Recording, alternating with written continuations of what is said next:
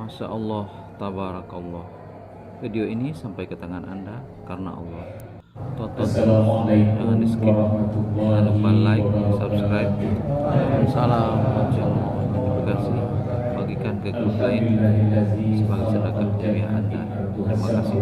Assalamualaikum warahmatullahi wabarakatuh.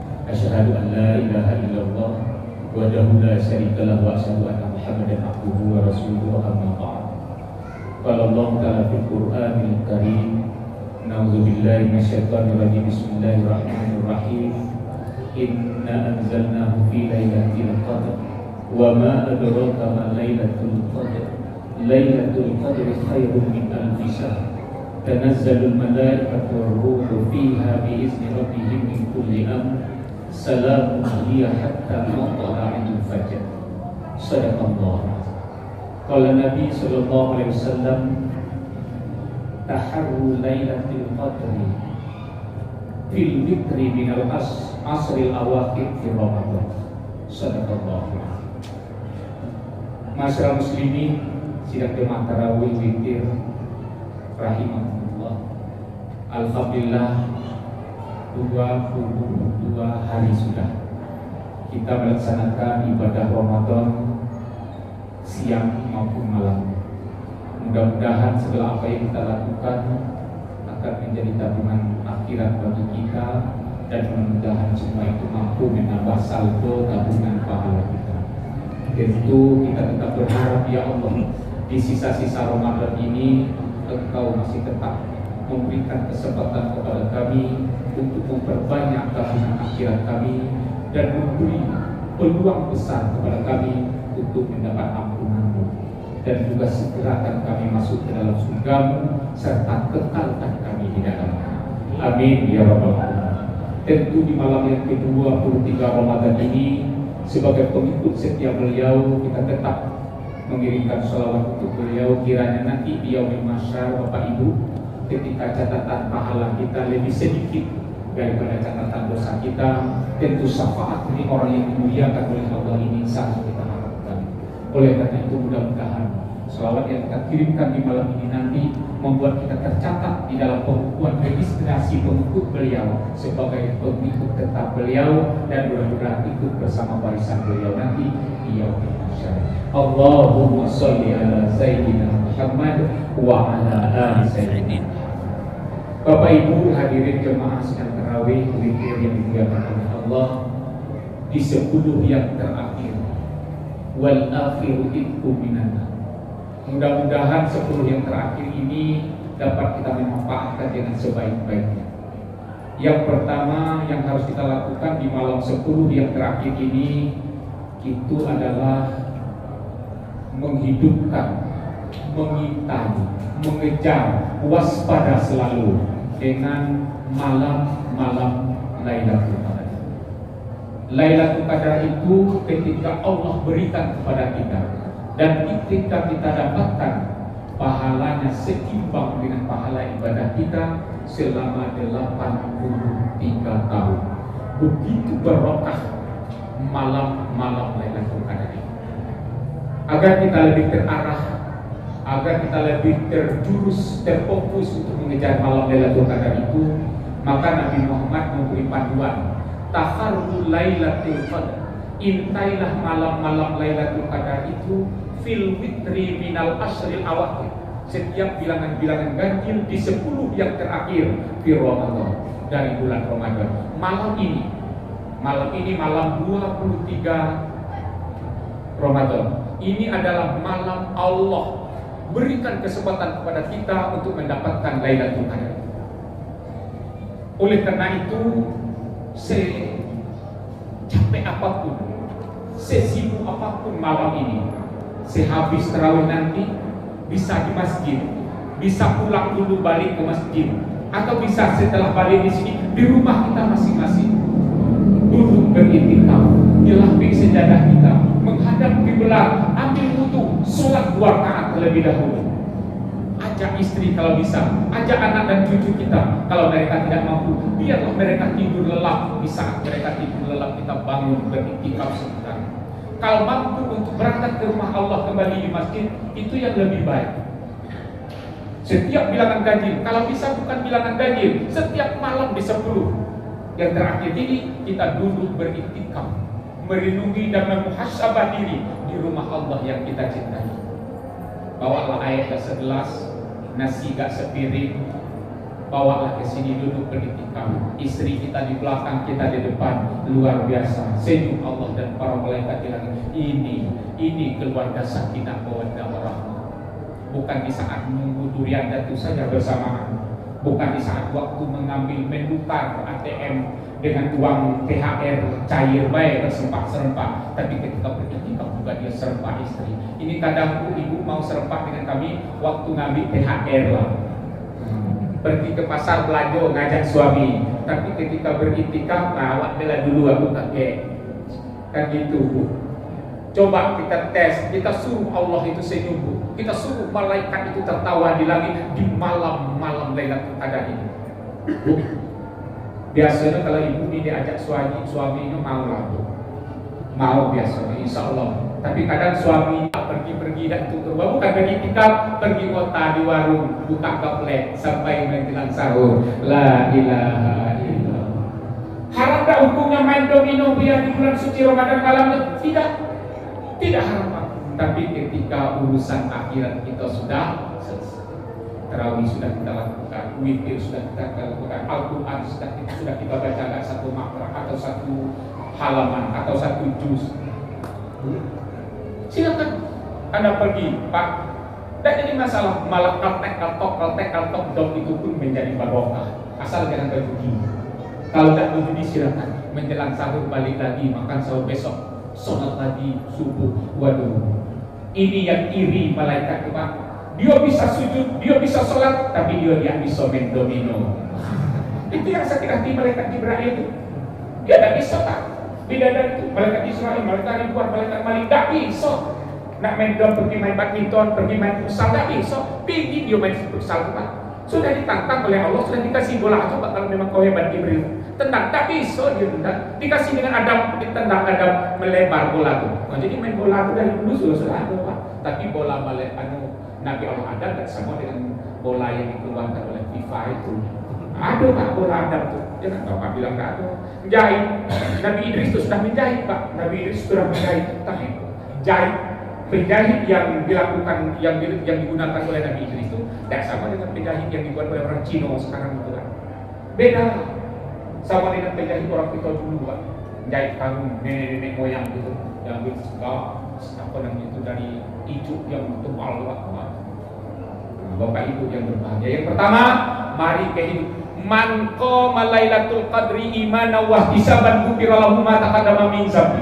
Barang siapa yang menghidupkan, mendirikan, beramal dengan sebanyak-banyak di setiap malam-malam Lailatul Qadar, malam-malam kemuliaan itu dengan iman dan perhitungan serta mengharap ridha Allah, ghufira lahu ma taqaddama min dzambi. Allah juga akan mengampuni dosa-dosanya. Berbanyak membaca Al-Qur'an, berbanyak beriktikaf, berzikir Bu. Ada juga sebahagian ulama dari sayap kiri kita yang masih seiman dengan kita, maghribnya 3 rakaat, isya 4 rakaat, tapi mengatakan berzikir Allah. Berzikir itu tidak termasuk amalan. Luar biasa. Dia lupa perintah pertama Allah pada Nabi Muhammad itu menyebut nama Allah. Iqra bismi rabbikal ladzi khalaq. Bacalah Muhammad dengan menyebut nama Tuhan yang telah menciptakan. Nabi Muhammad menjawab Jibril waktu itu di Gua Hira. Surat ayat pertama, Ma'ana biqari ya Jibril, saya tidak bisa membaca. Bukan saya tidak bisa membaca Pak, Nabi Muhammad itu hebat membaca.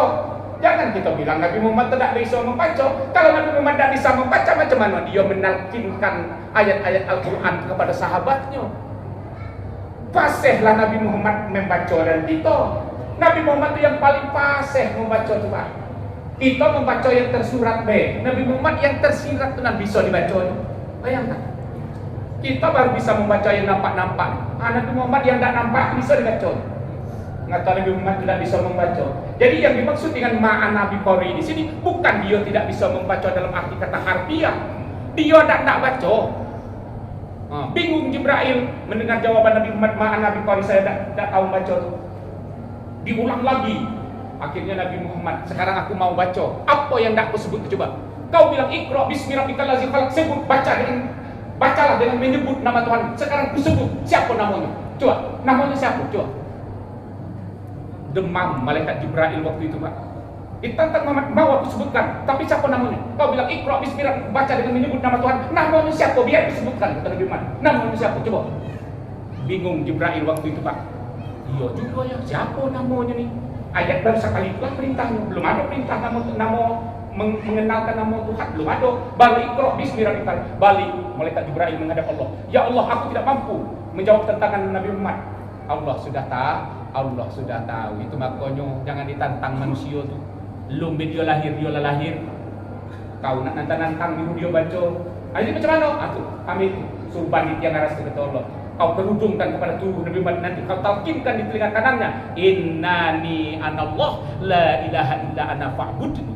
Katakan ke Muhammad itu, innani anallah, bahwa aku adalah Allah, la ilaha illa ana, tiada Tuhan melainkan Allah, fa'budni, suruh dia menyembahku.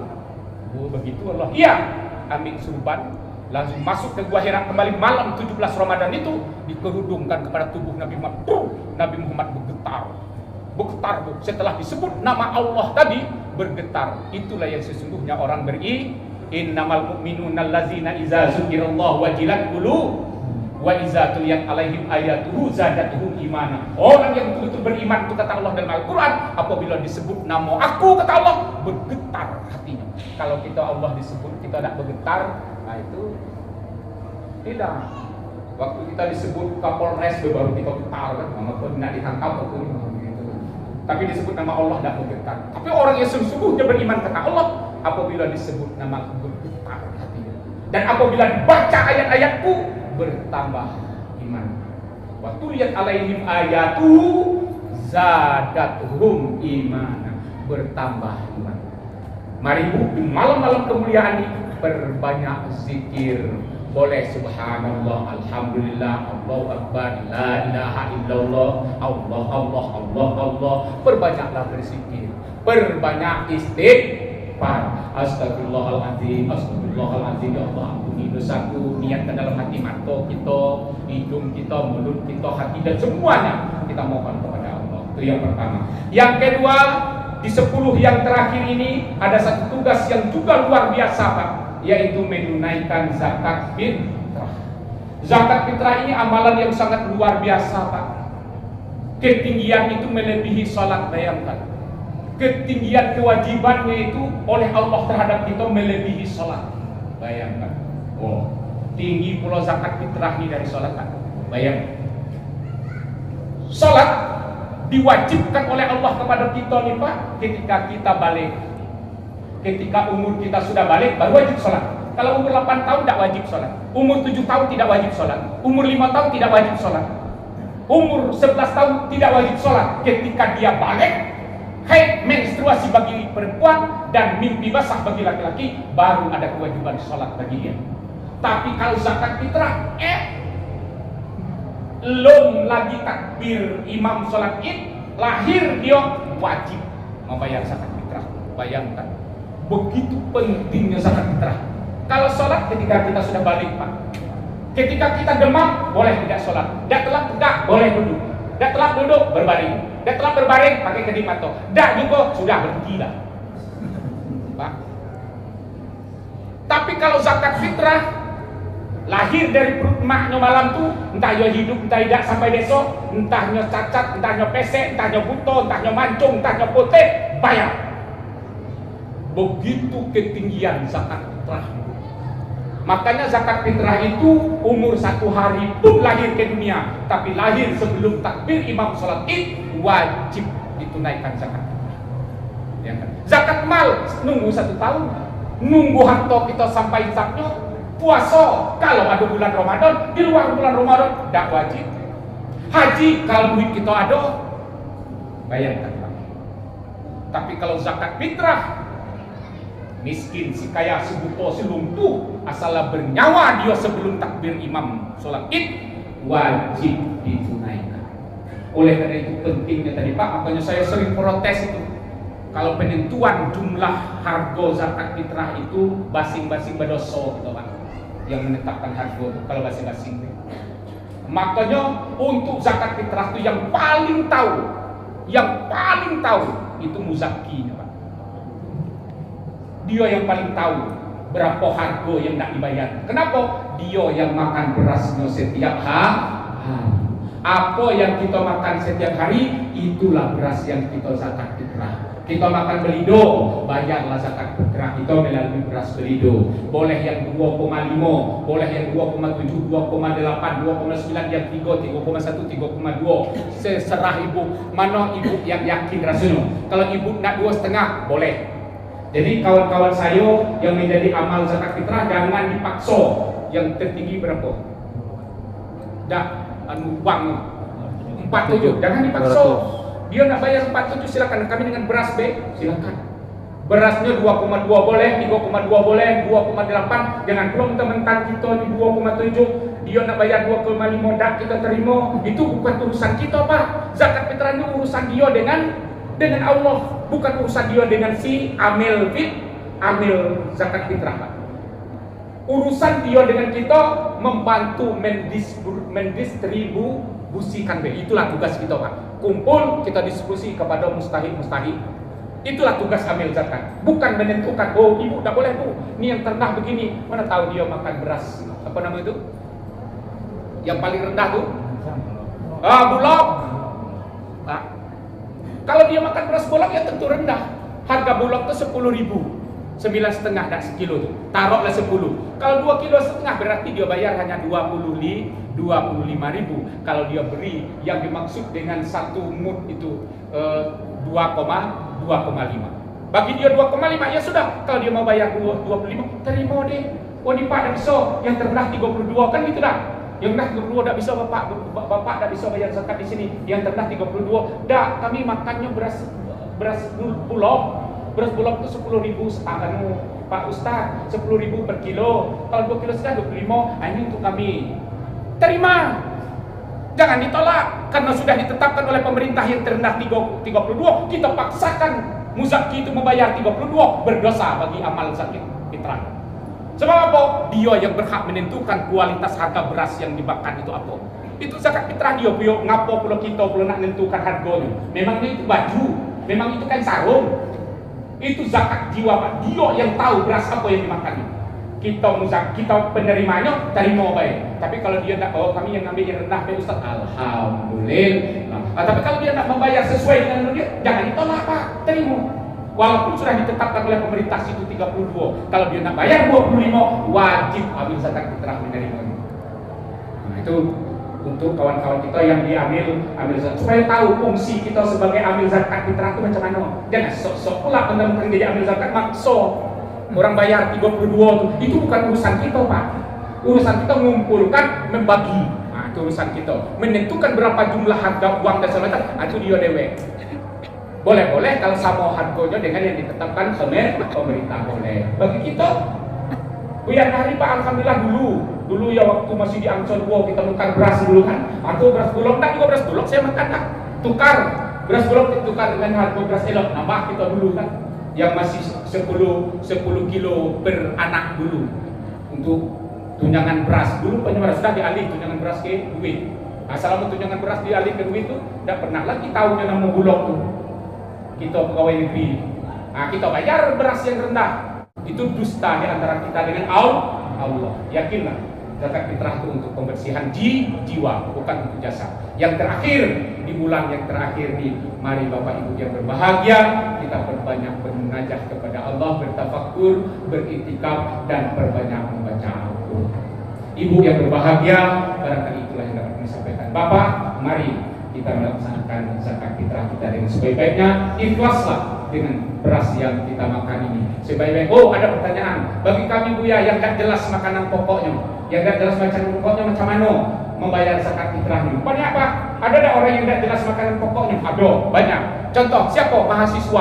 Mahasiswa tidak jelas makanan pokoknya. Kadang seminggu mie terus, kadang 2 hari 3 hari tak makan dia. Besok dapat kiriman dari kampungnya, seminggu itu begadang terus makan ayam, makan di warung segala macam. Sudah itu bila bulan terakhir biasanya belum datang, tidak jelas lagi itu tuh. Kadang ubi singkok selesai sehari, itu tidak jelas makanan pokok. Yang tidak jelas makanan pokok macam tu, macam mana kami bayar zakat fitrah bu ya? Bayarlah zakat fitrah yang sudah ditetapkan oleh pemerintah 32, itu lebih baik. Kenapa? Zakat fitrah kamu tidak jelas. Ya Pak Yo, ya kami mau membayar yang kedua, yang tingkat menengah, lebih bagus. Mana orang yang macam tu ya? Orang yang bujangan, emaknya di Kalimantan, dia dapat tugas tes terima di perusahaan Jambi, bujangan tinggal di Bedeng. Dia orang Kalimantan, tentu dia sudah lepas dari kewajiban emaknya. Kenapa? Dia sudah dewasa, sudah punya pekerjaan, dia bayar zakat. Tidak jelas tuh, kadang enak-enak terus, kadang gaji ada setiap bulan, tapi tidak jelas. Dan beli beras dia makan, ajak aja catering di sini, catering jelas, pegawai gaji lah tetap tapi masih bujangan. Tidak jelas juga tuh Pak. Bujangan gadis sama pegawai negeri jauh dari orang tua tuh. Tidak jelas juga makanan pokok tuh. Kadang-kadang mimi sama mirip-mirip lah mahasiswa tadi. Kalau mahasiswa ini sensaronian, kalau dia tidak sensor duit ada tapi nyaroi dewek badan tuh. Naruh lah selama-lamanya. Yang macam itu bu ya, macam mana zakat fitrahnya? Ikuti nilai uang yang sudah ditetapkan oleh pemerintah. Jelas adik-adikku mahasiswa ini ada yang mahasiswa juga jelas itulah aturannya. Bagi kita yang tidak jelas makanan pokok, ikuti harga beras yang ditetapkan oleh pemerintah. Supaya apa? Supaya ikut hati Allah, hati Rasul, wa ulil amri minkum. Mudah-mudahan zakat fitrah kita mengantar kepada kita kepada Allah. Allahumma wa ila aqwamit thariq. Wassalamualaikum warahmatullahi wabarakatuh.